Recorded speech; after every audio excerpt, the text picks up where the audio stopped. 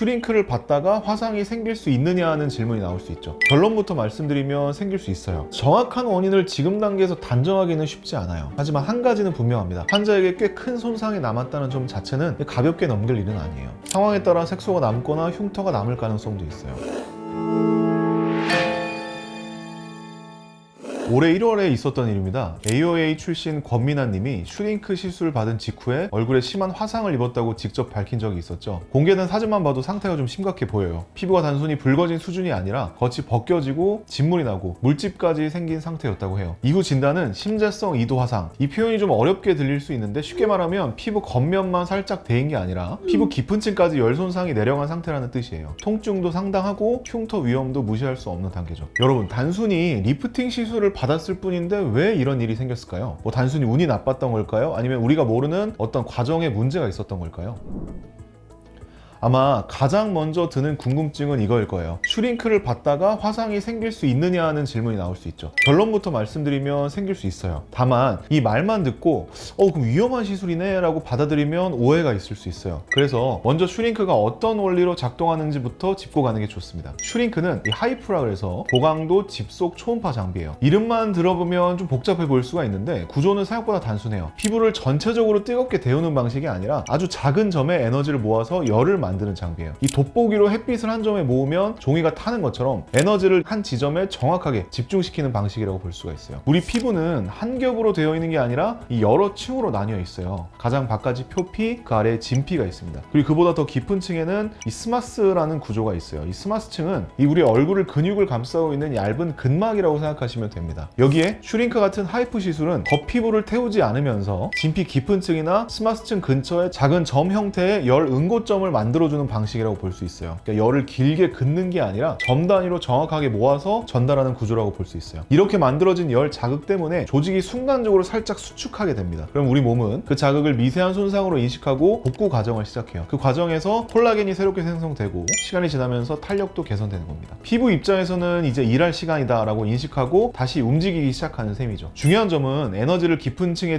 집중시키고 표피는 최대한 보호하도록 설계되어 있다는 부분이에요. 그래서 이 적절한 세팅과 원칙을 지켜서 시행하면 표피 손상은 최소화하면서 턱선 정리나 처진 볼 개선, 이중턱 완화 같은 변화를 기대할 수 있죠. 근데 그렇다고 해서 완전히 아무 문제도 없다 이렇게 말할 수는 없어요. 안전하다는 표현이 부작용이 아예 없다라는 뜻은 아니거든요. 국제학술지에 실린 리뷰 논문들을 보면 시술 직후 일시적인 홍반이나 통증이나 붓기, 뻐근함 같은 증상은 비교적 흔하게 보고돼요. 대부분은 시간이 지나면서 자연스럽게 좋아지지만 아주 드물게는 화상과 같은 열 손상도 보고된 적은 있어요. 원리적으로 깊은 층을 타겟으로 하지만 특정 조건이 겹치면 표면까지 영향을 받을 가능성도 있다는 이야기죠. 그래서 이론적으로 안전하다와 실제 임상에서 100% 문제 없다는 다르게 생각해야 됩니다. 그럼 정말 슈링크 때문에 생긴 화상이 맞을지 좀 의심이 되시죠? 여기서 하나 중요한 포인트가 있어요. 이 하이프로 인한 열 손상은 비교적 특징적인 모양을 보이는 경우가 많다는 거예요. 그러니까 일반적인 화상처럼 무작위로 번지는 게 아니라 장비가 지나간 흔적이 어느 정도 이제 좀 드러나는 양상이 있거든요. 예를 들자면 시술 팁이 이동한 경로를 따라 붉은 선이 줄처럼 생기기도 합니다. 그러니까 선형 홍반이라고 부르는데 말 그대로 선 모양으로 붉어지는 거예요. 또 어떤 경우는 작은 물집이 생긴 뒤에 시간이 지나면서 색소 침착으로 이어지는 경우도 있어요. 경우에 따라 일정한 간격으로 점처럼 배열된 양상이 나타나긴 하는데 이는 장비가 에너지를 점 단위로 전달하는 방식과 관련이 있습니다. 그래서 핵심은 화상이 있다가 아니라 어떤 모양으로 생겼는지를 좀 봐야 돼요. 그 공개된 사진이나 정보를 봤을 때 전형적인 하이프 열 손상 패턴과는 좀 다르게 보이지 않으셨나요? 줄처럼 일정하게 이어진 모양도 아니고 점이 규칙적으로 배열된 느낌도 아니에요. 그래서 저는 이걸 전형적인 슈링크 화상이라고 단정 짓기는 어렵지 않나 이렇게 생각합니다.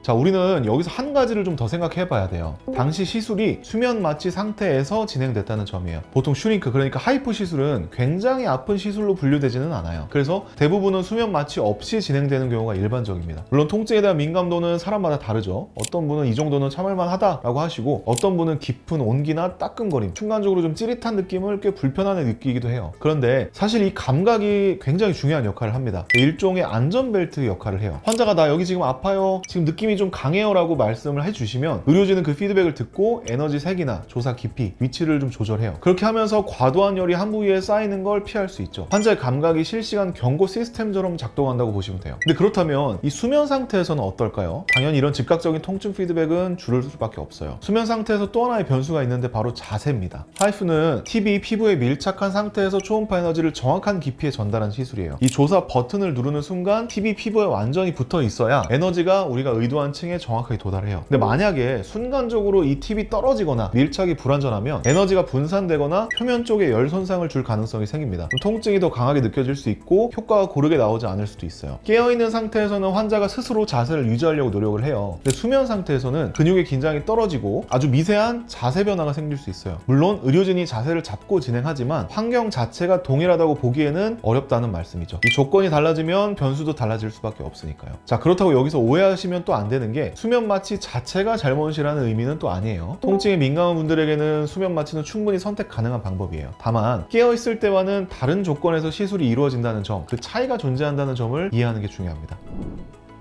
그럼 도대체 왜 이런 일이 생긴 걸까요? 병원에서는 부품 불량 가능성을 언급했는데 뭐 그럴 가능성도 있어요. 실제로 에너지 기반 장비는 생각보다 변수들이 좀 많습니다. 뭐 설정값이 1인데 실제 전달된 에너지가 1.1이 될 수도 있고 0.9가 될 수도 있어요. 이 아주 미세한 차이라도 피부에서는 결과가 다르게 나타날 수 있는 거죠. 다만 여기서 한 가지는 분명히 짚고 넘어가야 돼요. 의료 현장에서 발생하는 화상은 어떤 특정 하나의 원인으로 딱 떨어지는 경우보다는 수없이 많은 조건들이 겹쳐서 생기는 경우가 많습니다. 퍼즐처럼 맞물려서 나타나는 일이 많다는 거죠. 그래서 제가 생각해 볼 수 있는 가설들을 조금 구조적으로 정리해 볼게요. 이건 어디까지나 일반적인 가능성입니다. 첫 번째는 장비 결함 가능성이에요. 출력 오차나 내부 부품 문제로 설정값과 실제 출력이 달랐을 가능성이 이론적으로는 존재해요. 이런 경우라면 장기 점검 기록이나 제조사 검증을 통해서 확인해야 판단이 가능한데 현장에서 의사가 장비 이상을 어느 정도는 감지할 수 있어요. 뭐 예를 들어서 출력이 아예 나가지 않는다든지 카트리지를 장비가 인식을 못한다든지 비정상적인 알람이나 진동이 느껴지는 경우에는 의료진이 알아차리기가 쉬워요. 다만 이 겉으로는 정상처럼 작동하는데 실제 전달되는 에너지가 미묘하게 달라진 경우, 그러니까 뭐 내부 트랜스듀서라든지 초음파를 만들어내는 핵심 부품에 미세 손상이 생겼다거나 샷은 나가는데 깊이가 정확하지 않는 경우, 즉각적으로 이런 경우는 저희가 알아차리기는 좀 어려워요. 이런 경우는 시술 직후가 아니라 효과가 예상과 다르게 나타난 뒤에 의심할 수 있는 거죠. 그래서 환자가 느끼는 통증이나 감각 이상 같은 피드백이 생각보다 중요합니다. 두 번째는 팁 자체의 결함 가능성이에요. 카트리지 안에는 초음파를 만들어내는 변환 소자가 들어있어요. 이 부분이 손상됐거나 사용 횟수 제한을 초과했거나 눈에 잘 보이지 않는 균열이 있었다면 에너지가 고르게 전달되지 않을 수 있어요. 한 방향으로 쏠리거나 특정 지점에 과하게 집중될 가능성도 있죠. 하지만 이것도 역시 실제 검증이 좀 필요합니다. 세 번째는 다른 에너지 시술과의 병행 가능성이에요. 그러니까 예를 들어서 같은 날이나 근접한 시기에 서마즈 같은 고주파 장비나 마이크로웨이브 기반인 온다 시술이 함께 진행됐다면 열 에너지가 피부에 누적됐을 가능성도 생각해 볼 수 있어요. 피부는 겉으로는 멀쩡해 보여도 안쪽에서 열 스트레스를 받을 수 있죠. 그렇다고 해서 이 정도 화상이 나오려면 여러 장비를 동시에 해야만 한다, 이렇게 단정할 수는 없습니다. 개인의 피부 두께, 수분 상태, 지방층의 구조, 설정 강도에 따라 단독 시술에서도 열 손상이 이론적으로는 가능하기 때문이에요. 네 번째는 알코올 관련 화상 가능성입니다. 슈링크 시술할 때는 TV 피부에 밀착되고 젤을 사용하기 때문에 보통 피부 소독을 한 뒤에 시술을 진행하는데 만약에 이 알코올이 완전히 마르지 않은 상태에서 레이저나 고주파 장비를 사용하면 문제의 소지가 있을 수도 있어요. 알코올이 불이 붙는 장면을 떠올리면 이해하기가 쉬워요. 다만 알코올로 인한 화상이라면 화상의 모양이나 분포 패턴은 조금은 다릅니다. 그래서 이런 경우는 사진과 병변 모양을 통한 패턴 분석이 좀 중요해요. 다섯 번째는 술기적인 요인인데요. 만약에 시술자가 팁을 피부에 완전히 밀착시키지 않은 상태에서 팁을 발사했다면 에너지가 의도한 깊이에 정확하게 도달하지 못할 가능성이 있어요. 또 동일 부위에 너무 겹쳐서 조사했다든지 해부학적 두께를 충분히 고려하지 않고 높은 출력으로만 반복 조사했다면 충분히 위험 조건이 될 수도 있어요. 그리고 많은 분들이 궁금해하시는 부분이 바로 이 샷수인데요. 권미나님의 경우에는 600샷을 진행했다고 알고 있어요. 이 600샷이란 숫자만 보면 많아 보이기도 하지만 실제 임상에서는 이 정도는 일반적인 사용 범위입니다. 기본적으로 뭐 300에서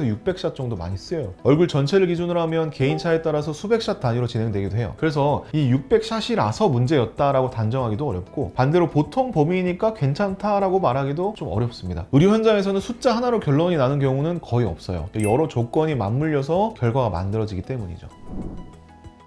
그래서 정확한 원인을 지금 단계에서 단정하기는 쉽지 않아요. 하지만 한 가지는 분명합니다. 환자에게 꽤 큰 손상이 남았다는 점 자체는 가볍게 넘길 일은 아니에요. 특히 이번에 언급된 게 심재성 이도 화상이죠. 심재성 이도는 피부 겉층을 넘어서 진피 깊은 층까지 손상된 상태를 말합니다. 그러니까 쉽게 말하면 피부 속 구조까지 영향을 받은 상황이에요. 그러니까 이 단계가 되면 단순히 붉어지는 수준이 아니라 물집이 생기고 진물이 나오고 피부가 벗겨질 수 있어요. 통증도 꽤 강하게 느껴지는 경우도 많습니다. 회복도 오래 걸리고요. 몇 주가 걸릴 수도 있고 몇 달이 이어질 수도 있죠. 상황에 따라 색소가 남거나 흉터가 남을 가능성도 있어요. 예뻐지려고 받은 시술이 치료가 필요한 손상으로 이어진다면 당사자의 그 충격은 단순히 피부 문제만은 아니죠. 통증도 문제지만 심리적인 타격도 커요. 그래서 의료진 입장에서도 굉장히 무겁게 받아들여야 되는 부분입니다. 결과가 남으니까요. 만약에 여러분들은 실제 이런 상황이 의심되면 어떻게 해야 될까요? 이건 정말 현실적으로 알고 계셔야 됩니다. 막상 당하면 당황하기 쉽거든요. 시술 도중에 화끈거림이 계속 강해진다, 통증이 날카로워진다, 이건 단순히 그냥 따끔한 느낌이 아닌데요 라는 느낌이 듭니다. 그러면 바로 멈추는 게 맞아요. 참는다고 이뻐지진 않아요. 오히려 열이 계속 쌓이면 손상이 깊어질 수 있고요. 시술 중단은 과민 반응이 아니라 안전 조치입니다. 중단했다면 그 다음은 열을 빨리 낮춰주는 과정이 필요해요. 차가운 생리식염수를 적신 거즈나 냉각팩을 이용해서 부드럽게 식혀주는 게 중요해요. 여기서 중요한 건 차갑게지 얼음처럼 세게는 또 아닙니다. 얼음을 피부에 직접 대는 건 좀 피하시는 게 좋아요. 이미 자극받은 피부에 강한 냉자극이 더해져서 조직 손상이 좀 커질 수도 있기 때문입니다. 천천히 안정적으로 온도를 내려주는 게 핵심이에요. 만약 물집이 올라왔다면 손이 근질근질해도 웬만하면 건드리지 않는 게 좋아요. 물질은 단순히 보기 싫은 게 아니라 몸이 스스로 만든 보호막입니다. 안에 있는 액체가 손상 부위를 덮어주면서 외부 세균으로부터 막아주는 역할을 합니다. 억지로 이 물집을 제거하면 감염 가능성이 높아지고 흉터로 이어질 확률도 높아요. 보기 불편해도 그대로 주는 게 오히려 회복에는 유리합니다. 그리고 제일 중요한 게 바로 빠른 전문 진료예요. 에너지 기반 시술 후에 생기는 화상은 우리가 아는 뜨거운 물 화상과는 양상이 조금 다릅니다. 겉은 생각보다 괜찮아 보이는데 피부 깊은 층에서 열 손상이 진행 중일 수도 있어요. 그래서 연고를 바르고 하루만 지켜보는 건 안전하지 않을 수 있어요. 특히 초기 48시간이 굉장히 중요합니다. 이 시기에 적절히 냉각이 되었는지, 염증이 조절되고 있는지, 감염 위험은 없는지에 따라 경과가 좀 많이 달라져요. 흉터로 갈지 비교적 깨끗하게 회복할지는 방향이 이때 좀 정해지기도 합니다. 그러니 조금이라도 이상하다 느껴지면 빨리 의료진의 확인을 좀 받는 게 좋아요. 우리 몸은 생각보다 솔직하기 때문에 이상 신호를 보내면 그 신호를 무시하지 않는 게 가장 현명합니다.